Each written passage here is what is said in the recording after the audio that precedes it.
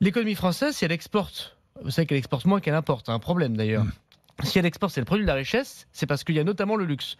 Donc c'est une question qui se pose, évidemment. Moi, je ne suis pas favorable, pour répondre à votre question, d'augmenter les impôts. Non, mais c'est non, c'est pas moi qui décide, c'est le président de la République. C'est pas vous qui décide, c'est le problème. Mais, d'accord. Et les produits de première nécessité sont déjà très bas, puisque les produits de luxe, c'est 20%. Donc on ne touchera pas à la TVA.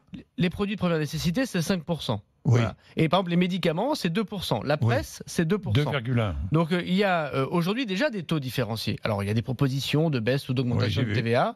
Moi, personnellement, je ne suis pas pour l'augmentation des impôts. Donc on ne touchera pas à la TVA. Non, vous me donnez ma question. Je suis venu, Monsieur Bourdin, ce sera peut-être le fil rouge de cette matinée, pour répondre au travail que vous avez fait collectivement, très intéressant. Mais le président de la République va s'exprimer. Vous savez que le 8 avril, on va faire la restitution de ce grand débat dont vous participez. Puis après, le président de la République, il fera des annonces et évidemment, on appliquera ce que dira le président de la République. Sur la TVA, j'ai quand même une question. Comment se fait-il qu'on paie 20% de TVA sur l'électricité et sur le gaz? Alors, je parle de la consommation. L'abonnement est à 5,5%. Exactement. L'abonnement, ça c'est très important à comprendre, effectivement, est autour de 5%. Et après, on paye des impôts. Et parfois même, on paye même des impôts sur les impôts. C'est le cas, notamment pour les carburants, ce qui a fait naître une discussion autour de la taxation carbone lorsqu'elle était à l'ordre du jour. On y reviendra.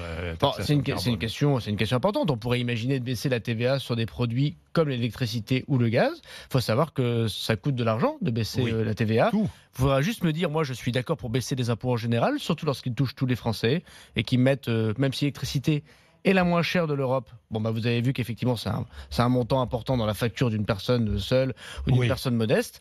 Moi, je trouve que ce qui est peut-être ce qui manque un petit peu, si vous me permettez, allez-y.